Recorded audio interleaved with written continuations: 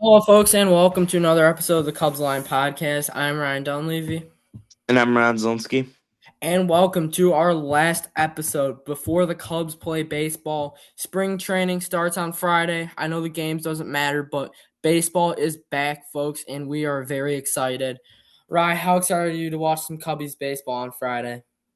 Man, I'm thrilled, especially since it's against the White Sox. I mean, like you said, this obviously, doesn't matter, doesn't count, but we're still gonna get to see some intriguing players to watch. JMO's getting the ball on Friday, so he'll probably get an inning or so we could kind of see where he's at. But yeah, I'm so pumped to watch some Cubs baseball, and my camera is not working. Try to get it to go, but yeah, so it'll be off for the episode. Yeah, I mean, even though the games don't matter, still excited to watch the Cubbies back at Sloan Park in Mesa. Just seeing the baseball videos on Twitter and seeing all these live at bats, teammates versus teammates, and just all these videos of guys with their new teams just has me fired up for this 2026 season. And just hearing Tom Ricketts talking about how the expectation is to win a World Series and seeing how exciting this group is that the Cubs have brought into spring training just got me pumped up, and I'm ready to see the Cubs take the field again, even if those games don't matter. Yeah, I mean, like you said, Ricketts had that interview. He said like the expectation is to win the division. The expectation is to do more than they did last year. So it's definitely an exciting season. It's not a lot of there's not many question marks. I mean, last year they were a 92 win team. Fought. I mean, had the division lead for a little bit, but the Brewers just went on that run, wound up beating the Padres, took the Brewers the distance. So, I mean. Yeah, if it's better than last year, win one more playoff series than you did last year, you're fighting for the World Series. So it's gonna be a fun year this year, hopefully. But yeah, I mean, so going to a little more of a negative note though. I did want to touch on what Chris Bryant said earlier. He said it's hard in the morning to wake up and not feel pain. I mean that kind of just breaks my heart a little bit just to think about his rookie year, the year after them winning the World Series. He was on track to go to Cooperstown, and it just seemed like 2018 he had a solid year, but 2019 kind of the decline started. And once the decline started, I mean, he really never picked it a ton back up again. And now with him not being able to stay healthy, my guess is he's missing probably like 90 games this year. I mean, that's just, it's sad because as here we thought we are going to see, a guy get into Cooperstown. I mean, he really had four elite seasons, and then he just fell off a cliff. I mean, it sucks to hear that from a guy we grew up watching and loving. Yeah, I mean, KB starting third baseman for that Cubs World Series team, MVP, Rookie of the Year, just a very promising future. His swing was very sweet, great defensively. I mean, he was the guy that made that unreal play barehanded over to Rizzo, Cubs in the World Series, and just a guy from our childhood who is a hero and a lot of us Cubs fans idolize. Just hearing that interview is tough. I mean, and obviously the Cubs traded him over to the Giants, and that was a heartbreaking day for many Cubs fans seeing Rizzo, Baez, Bryant, all of these guys that we watched growing up gone, and that was a really tough stretch as a Cubs fan. But you always want those guys to end up succeeding, and KB had a good start in San Francisco. I remember, I believe Baez, Rizzo, and Bryant hit home runs in all their first games since getting traded. But just really tough to see. Goes out that offseason, signs a 7-year, $182 million contract with the Rockies. I mean, hitter friendly park in Coors Field. You're thinking he's going to go to Cooperstown just with that field, with the atmosphere in Colorado. And I know they've stunk a while, but if you guys have seen Colorado good, like their fans are into it. That's one of the best parks in Major League Baseball. And you just think KB is going to be a star there, and just all the injuries and the downfall of the Colorado Rockies is really hard to hear as a Cubs fan. And wishing nothing but the best for KB and his family, and I hope to see him suiting up to play in the MLB 2026 season, even if that's later in the year, just at some point, as someone that we idolized growing up, and it's really hard to see. Yeah, I agree. Like, I think obviously his prime is long gone, and I wouldn't doubt that retirement is closing in, but it'd be great to see him kind of, catch lightning in a bottle one more time and have one really good year again. That's kind, that's what we hope. Yeah, I mean, just hoping for the best for him and his family, and hopefully he can see some success before the end of his career, and just make a little statement before he goes out. I mean, he's already made a statement: World Series champion, Rookie of the Year, MVP. He'll always be remembered as a Cub, no matter what he does the rest of the career. I think he'll still go down in the Cubs Hall of Fame. Oh, definitely. Yeah, I agree. So now we're going to talk a little bit about spring training. I mean, this is the spring training preview episode. And we'll go over the schedule a bit here, kind of talk about, our predictions for kind of how much the guys are gonna play, how much playing time they'll see. So, we'll go week by week here. Starting on Friday, 2:05 p.m., the Cubs take on the White Sox. JMO's getting the ball. I'd imagine again he gets an inning or so. Saturday, the Cubs are playing the Rangers at 2:05. Sunday, the Giants at 2:05. Monday, 2:05 against the Royals. Tuesday, 2:05 against the Padres. Wednesday, 2:05 against the Rockies. Thursday, 2:10 against the Angels. Friday, 2:05 against the Guardians. So that is the upcoming week. I mean, how much playing time do you think these guys are going to see since it's, early February? Do you think that any of, the guys that are obviously making the big league roster, how much do you think they're really going to get in this week? Yeah, I mean, I think we're going to see a lot of different guys within the week. So typically, how spring training works is you kind of got a lineup of your starters, you got a lineup of the prospects. You kind of rotate daily almost. So you're giving them at bats, but also giving them rest. I think those starters will go in maybe for an at bat, 3 to 5 innings, 1 to 2 at bats, and call it a day after that. But here's the thing, like, you can get hype from spring training, but spring training means absolutely nothing compared to the regular season. As much as you're excited, like, yeah, like, it's going to mean a lot for some of these guys fighting for roster spots. But if you're secure, like, for example, I remember this was in 2021, maybe, when Jock Peterson, I believe, hit 13 or 14 home runs in spring training and then just didn't get a hit for like 15 games in the regular season, I think, something like that. But you never know with spring training. So I think they're going to give him 1 to 2 at bats, starting pitching, 1 to 2 innings. Maybe they're going to ramp guys like Boyd and JMO up because they're going to be pitching in the WBC, even though that is on a pitch count. But I think we will see the starters for a couple at bats, 100%. Yeah, I agree. I think, you're not obviously going to overuse them, but you don't want them to just sit the bench, for an extended period of time. So I do think they're going to get some playing time, like you said, one or two ABs at the max. JMO probably get an inning or two. But then after that, they play the Dodgers at 2:05 on the 28th. Um, the White Sox again on the first at 2:05. The Reds on the second at 2:05. The Brewers on the fourth at 2:10. And then this day right here, the first official day of the World Baseball Classic, March 5th, they play the Diamondbacks at 2:05. So we'll get into this later, but we could see an impact of other guys getting a lot more playing time just because of the guys that won't be on the roster because of the WBC. So this would be the start of that. The Cubs play the Padres on the 6th at 7:10. They play the A's on the 7th at 2:05. The Giants on the 8th at 3:05. The Rangers on the 10th at 3:05. The Royals on the 11th at 3:05.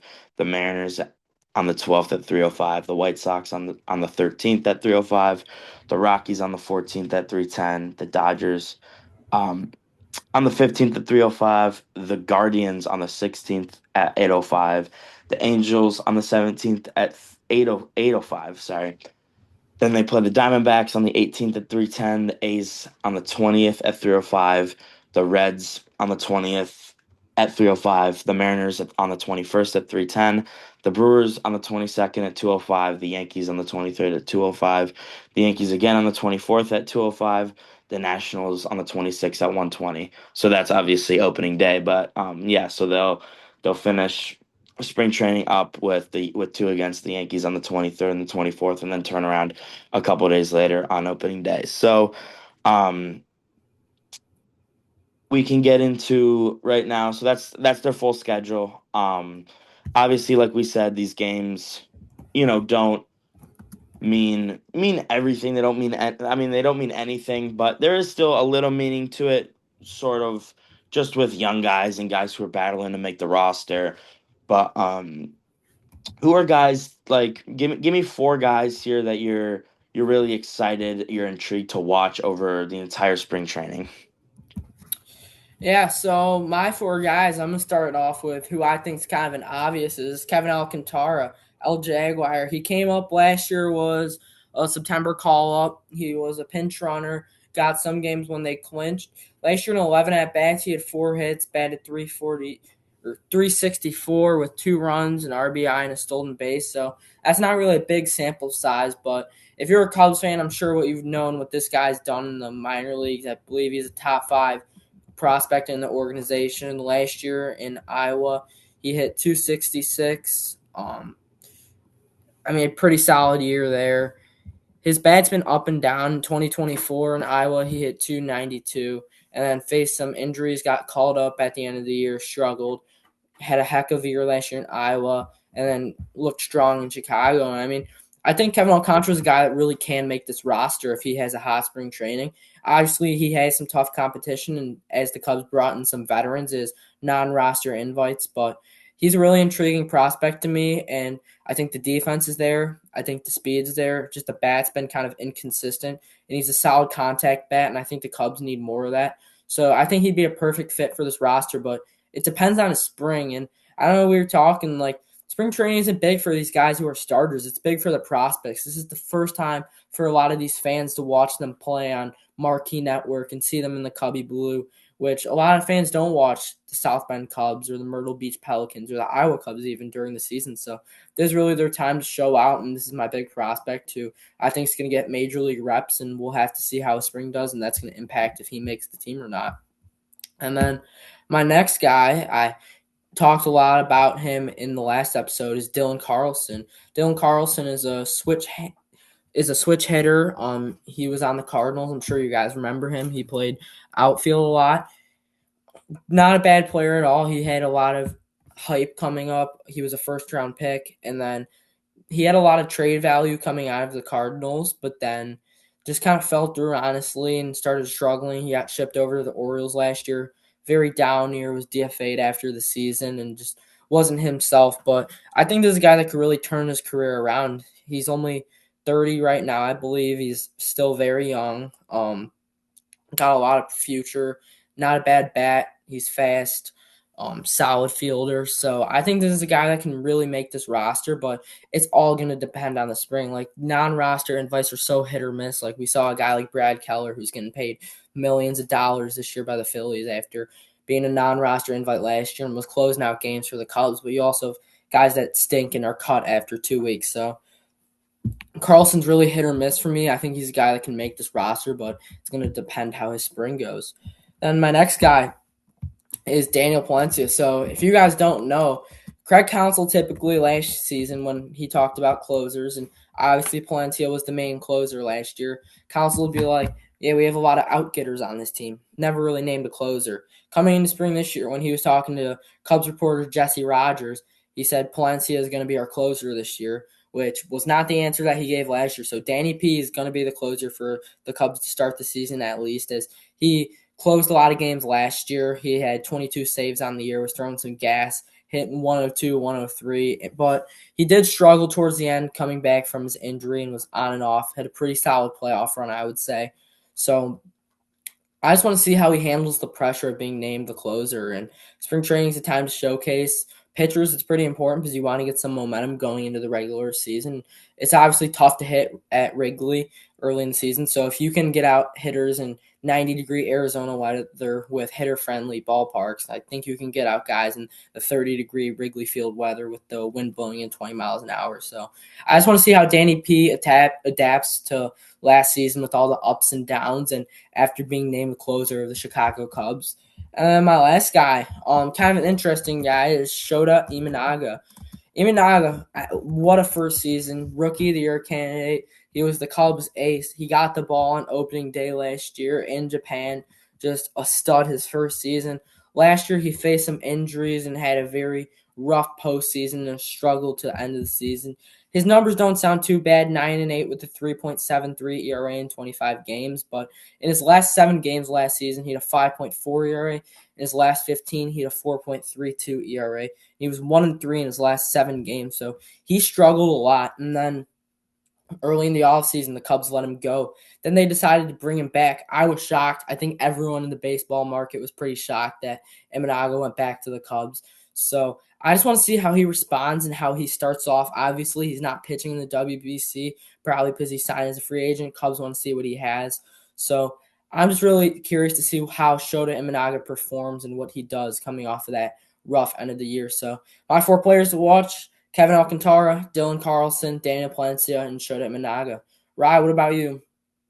So for me, starting off with my first guy, we talked about a couple of these guys battling for the outfield spot in a previous episode, but for me, Chas McCormick is the first one of mine because I think again, like we said, he's definitely a candidate to make the big league roster. They brought in a couple guys to kind of fight for that last spot. In 2025, he had 100 ABs, 21 hits. He hit 1 home run, 5 RBIs, 2 stolen bases. Um, and he hit 210. So obviously the stats aren't super intriguing, but I mean, he's another fielder. He's going to be playing, his butt off to try and get a spot on this big league roster. I definitely think there's a lot of, potential that he has. So for me, Chas McCormick is my first player, and then my second player, Jonathan Long. I mean, we've talked about him for a while here. I'm trying to baseball references is not being so kind right now. But he plays the infield, can play left field sometimes. He's a righty. In 2025, he had 514 ABs, 86 runs, 157 hits. Uh, he hit 20 home runs, two 91 RBIs. There we go. But we've talked about him for a while, and I think what he brings to the table, I mean, he's a fast guy. Obviously, they have a lot of those, so they don't need, a ton of speed. But again, he's another guy who can play corner infield. He can play the outfield if you need him to. He's young, but he's definitely got potential. So I think Jonathan Long is going to give it a push this year. My third guy, Jackson Wiggins. In 2025, he was only 3-4 with a 2.19 ERA. But with him, I mean, I've seen some reports like have you do you remember the exact number what he hit on? He hit, I want to say it was like 99 or something. But He was up there, definitely. yeah, but I mean, again, this is another guy that we've talked about for a while now, potentially making the big league squad. So I think again, he brings obviously, another arm, which is what they need. You never can have, too many good arms. But yeah, I think he could definitely see some good innings in spring training, some extended time because again, like him, he's gonna be playing his butt off to prove to these guys that he's worthy of playing at the big league level. And then for my last guy, it's gonna be Matt Shaw. Again, kind of like your Shota situation. Like obviously he's going to be on the team, but where is he going to play? We've seen him getting some reps in the outfield. Would not be shocked if he's playing, some good time in the outfield for spring training. So that'd be interesting to see. He hit yeah, in 393 ABs last year. He had 89 hits, 13 homers, 44 RBIs, 17 stolen bases. He had 226. He had that spurt. I want to say, what was it? Late July, early August, where I mean he was hitting the ball everywhere. But he did really cool off. He started the season really cold too, so he was very inconsistent last year. But I mean, he's a really good fielder, as we know at third. But with Bregman coming in, you don't know where that puts him. So, like I said, I would not be shocked if he gets a lot of playing time, in the outfield. Yeah, I mean, I've seen videos on Twitter of Matt Shaw playing the outfield, and I don't think that's a bad idea at all. It's great to be versatile, and I think he's going to be a solid utility man within this league, and it doesn't hurt at all to play a lot of positions. I like how you hit on Jackson Wiggins. I don't think he'll make the roster initially, just how loaded they are with starting pitching depth, but there's no doubt in my mind that he'll get a start at some point in this season, whether that's from the bullpen or if he's going to be on starting on the mound. But also Jonathan Long, I think he gives competition to Tyler Austin. That's going to be a solid first base battle. If Long doesn't work out, I think Austin could definitely be a solid bench bat at the start of the year. But I think that's going to be a really good first base battle.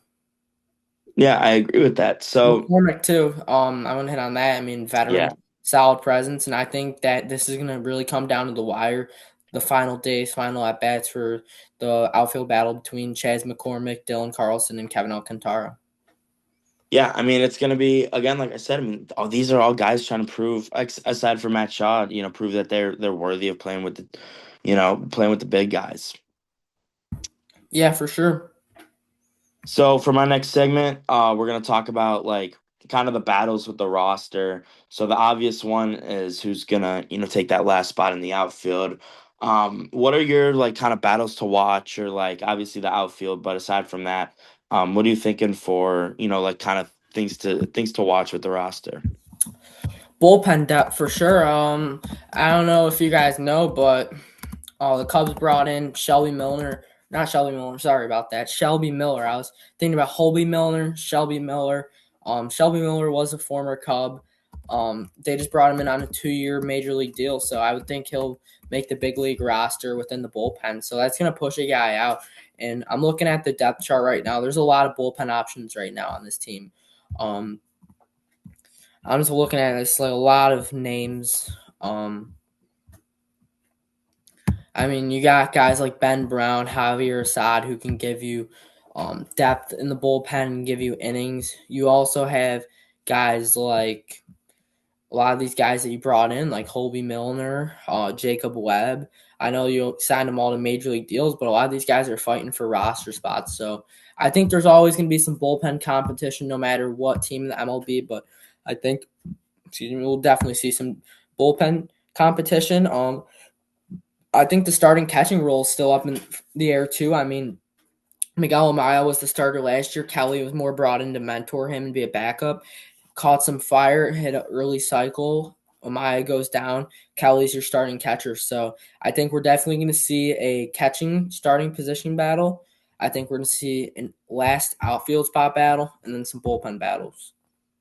Yeah, I agree with that. I like, touching on the bullpen. Like, there's just so much depth there.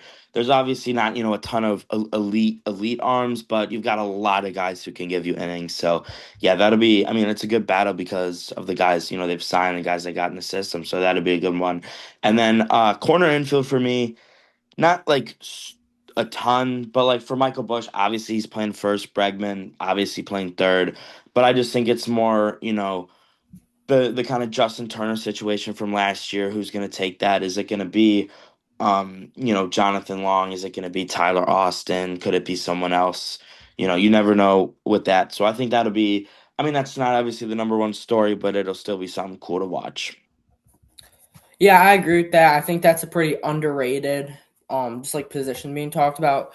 Because Jonathan Long, he's had some really good seasons. I believe he was the Cubs minor league player of the year for hitters at least. So I think that's going to be a good roster battle, and I think Long's been screeching the floor of the MLB. Yeah, I agree with that. So now we'll get into the live ABs that have happened.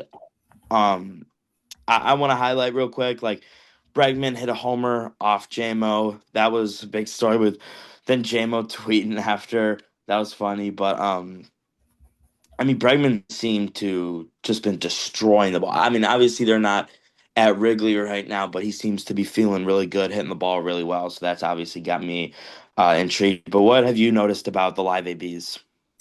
Yeah, I mean, as a Cubs fan and a USA fan, love to see Braggy hitting the ball well. I know it's versus Colin Ray, Hobie Milner, and JMO, but all some solid arms. So that's got me fired up.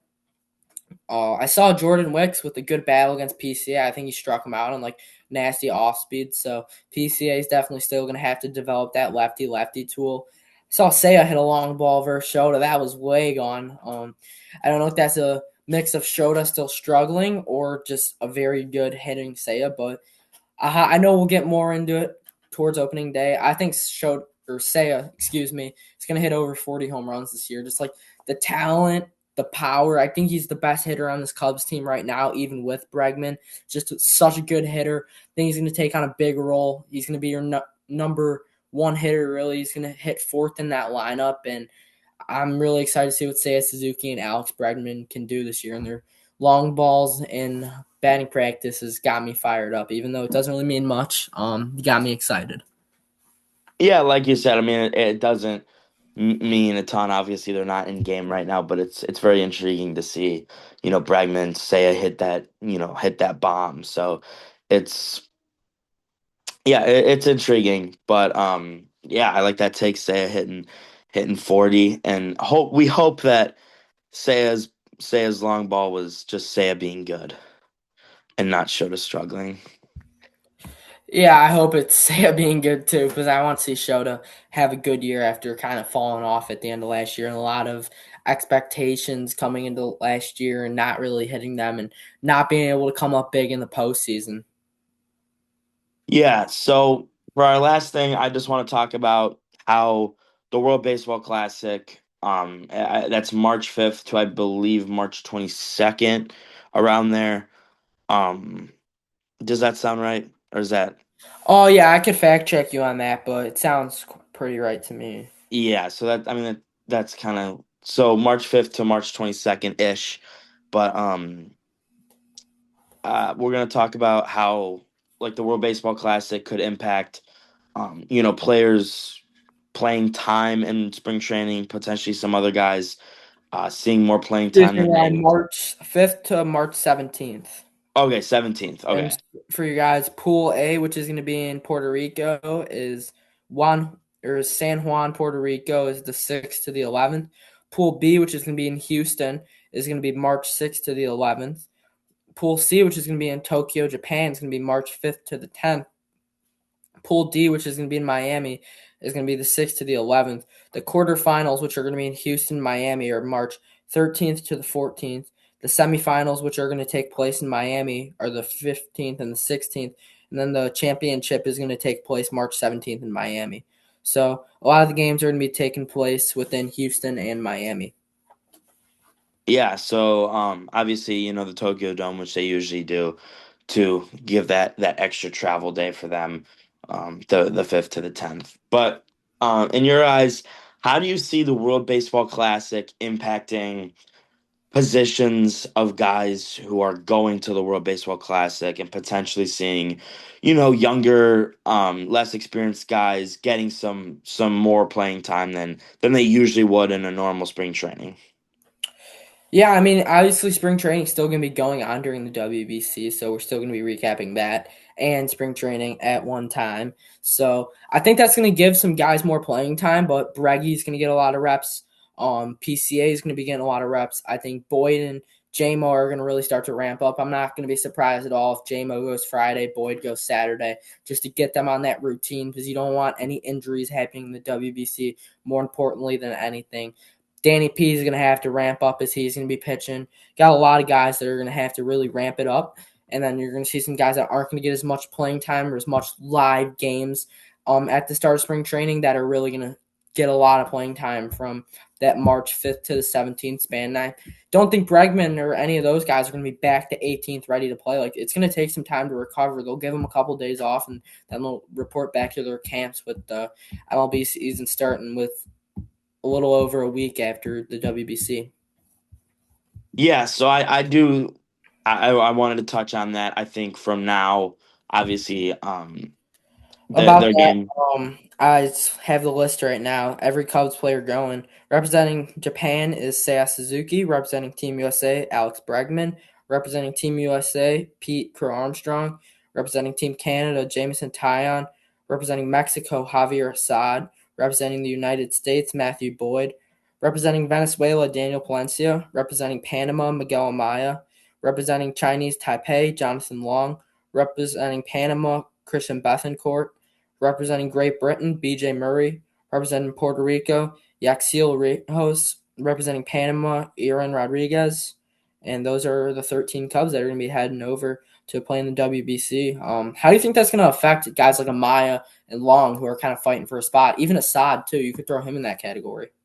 Yeah, you really could. I think that all the 13 that you just named, I think you all kind of got to ramp them up. Obviously, like I said, from the the game against the White Sox to when they leave and go and go to the WBC. I feel like you obviously can't play them at their regular season time. Starters getting 6 innings, but you can't just have them going out there throwing 10 pitches and then obviously guys getting one AB. You're gonna have to get them into more of a routine. Obviously, like you said, you don't want any injuries, but with Amaya and Long, I think they're gonna have to really prove it in this next coming week. Obviously, I mean, could you even see the WBC performance, affecting the roster, like how they you know, do that like with Jonathan Long? Yeah, I mean, you're going right into playoff baseball right away, like WBC. There's no pre-games, like that's playoff baseball atmosphere right there. So you're playing for your country. That's really going to ramp it up. High emotions, and that's going to get you right ready for the regular season. Yeah, I mean, I think if Jonathan Long goes out there and has a solid couple weeks, I think that could really impact what they do with him. So, I mean, expect them obviously not only because they're playing for their country and they're playing in this huge tournament, they're also, fighting for a roster spot, and this definitely could be used to shape up the roster. Yeah, and my last thing is who the hell has the Rockies playing Team USA? Like that's the God squad, the Gauntlets, even their bench is superstars versus the Rockies. Like, come on, you got to It, be smarter. Like at least put them versus the Dodgers or something. I know. Not only the Rockies, it's the Rockies spring training team. So I mean, it is literally the Avengers versus, if you know the meme, the dying baby. Yeah, it's gonna be a fun watch. Safe to say, not if you're a Rockies fan. It's a baseball Oh fan. no, no! If you're a Rockies fan, just don't even bother. That's gonna be rough. Yeah, it really is. It's gonna be. I'm very intrigued to see how bad of a blowout that is. But now we can get into some MLB Pickle and some Immaculate Grid. I'll pull up MLB Pickle right now. Yeah, I'll get it started. Who do you want to guess first? Let's go. Let's go. Matt Shaw, one of my guys to watch. Ooh, I like that. Things being a little slow to load, but Yeah, it's same working. here. Here we go. I got it up. Matt Shaw. All right. It's in the NL USA. So we'll NL go. USA. I'll go Will Smith. All right. Not in the NL West from the USA, 30 years old. So he's got to be a lefty lefty NL East USA. Lefty, lefty, NL East. Kyle Schwarber. Oh, I know there he's we not go. a lefty lefty, but Oh, try and he's the get lefty ready. try and get the division. Yeah. NL East lefty lefty. Yup. I guess Kyle Stowers instead because he was a left. So not Miami. Philadelphia. Let's guess a pitcher. I'm gonna go Jose Alvarado. I know he's not USA. Just to try and get the team position. Gotta get the team, yeah. Not the Phillies. So Mets or wait, Not what a are we? relief. He's not a left fielder, catcher, third baseman, right-handed, or a relief pitcher. So it's got to be a starting pitcher. Lefties can only really play the outfield, first base. Um, who's the first baseman for the Mets this year? P or not P. Polanco, I think, right? Yeah, I think I know so. he's not a lefty lefty, just trying to get the team. So he's on the Mets. 30 Okay. years old, lefty lefty, not a second baseman. All right, No. starting pitchers. Lefty lefty on the. I'm gonna go Nolan McLean. I know he's not a lefty. See if he's a starting pitcher. Starting pitcher on the Mets, left. Oh, is it David Peterson? I know Peterson's a left-handed starting pitcher. Yeah, the starting pitchers are rough though, because like some of them hit different. So I know it's Peterson, lefty lefty. I'll go that. Yep, there we go, and that there we is your go. will be pickle player of the day, David Peterson. Now let's load up some immaculate grid. We'll end off the episode with that. We have Brewers Reds. Ooh, Brewers and Reds. Oh, I know Brewers I know at we've had this before. Brewers center field. I mean, pick and choose with that. I'm gonna go Garrett Mitchell. Oh yeah. I'll go Lorenzo Kane. Yeah, I'll go Mitchell. Giants center fielder, Heliot Ramos. Ramos. 6+ worst season center fielder, Griffey. Yeah, Ken Griffey Jr. That'll do. 6+ worst season Reds. Ellie De La Cruz. Yeah. Did Pete Rose ever get it? Yeah. Probably. Pete Let's Rose. see. I'll go Pete Rose. All right, No. there we go. Yep, Pete Rose. I mean, that was kind of obvious. A's, Ricky Henderson.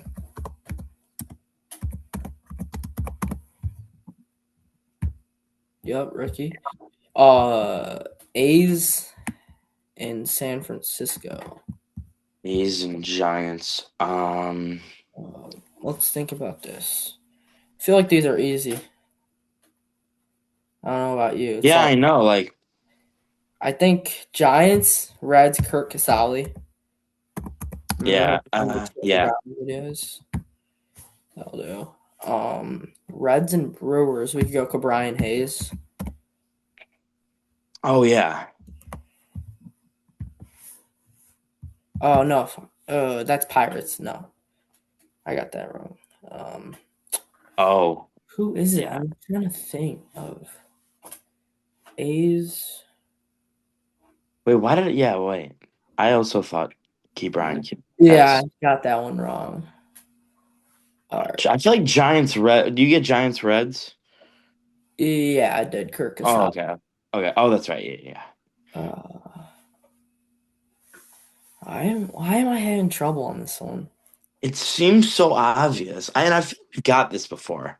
I feel like I remember from last Reds season. and Brewers. Shoot. It's like another one I feel like it's easy, but it's not. Yeah. We don't got all day. I'll give up and say who the most frequent answers were for you guys. Mike Moustakis for Reds Oh, and Brewers. Raleigh Fingers for Athletics and Brewers. And then for Athletics and Giants, Barry Zito. Thank you guys for tuning in to today's show. We're gonna try and do weekly once spring training starts. Not recap every game, just who's hot, who's not. Roster W batting updates on WBC too. updates on everything. So you can expect a show from us maybe next Thursday, Friday, Wednesday, sometime around there. Give you a little update on the games. Cubbies are gonna be playing baseball soon. Super excited. Make sure to tune in Friday and Saturday on Marquee Sports Network. Signing off, Ryan Dunleavy. Ryan Zelinsky. See you guys next episode. Go Cubs, go!